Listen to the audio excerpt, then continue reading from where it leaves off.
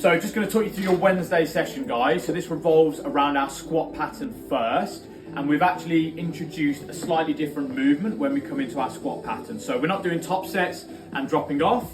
We've just got 3 sets of 8 reps, and instead of doing a normal back squat, we're going to do 1 1/4 reps. So it's just emphasizing that fully lengthened position of the quads. It's going to make that rep a little bit tougher, and you're working in the complete correct part of the movement with regards to where we want to be fatiguing. So those 1 1/4 reps, it'll be full depth, come up very slightly, a quarter. So ideally you're coming back up to about parallel, maybe even a little bit lower, returning back to the bottom, then firing up. So you're just holding that full part of the rep, that fully lengthened part, for a little bit longer, and it's just going to add a lot more fatigue throughout the movement. So weight should drop a little bit more than what you normally do on those back squats, just because we want to have good positioning. And if you're not used to having a load of weight on your back whilst being in that fully lengthened position, it is tough.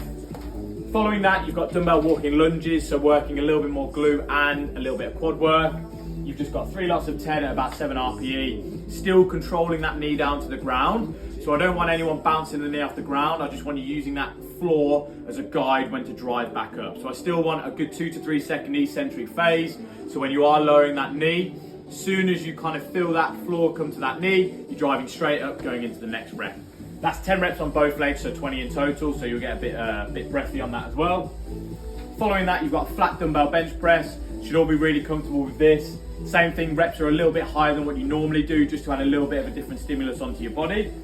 That is supersetted with eccentric chins. I feel like we are getting a good amount of purchase out of these movements. We've had them in the blocks for the past 2 or 3 kind of cycles. So ideally, I just want you trying to control that eccentric part of the chin up even more if you're getting really comfortable. So you're jumping up to the bar, chin over the bar, and if you can control 2, 3, 4, even 5 seconds all the way down, jump back up and repeat. What can help is that rather than setting the bench away from where the chin-up bar is, setting it directly under, so you can just jump straight up, you're not swinging all over the place trying to stabilize, then just spread your legs out, so as you're lowering, you can still get that good part of the bottom of the rep at the bottom. Following that, you've got dumbbell skull crushers, working a little bit of tricep work, supersetted with some power stuff. So you've got med ball slams, only 6 reps, but you're trying to be as maximal as you can. A little bit of power output work is really useful, as it translates over to a lot of movement.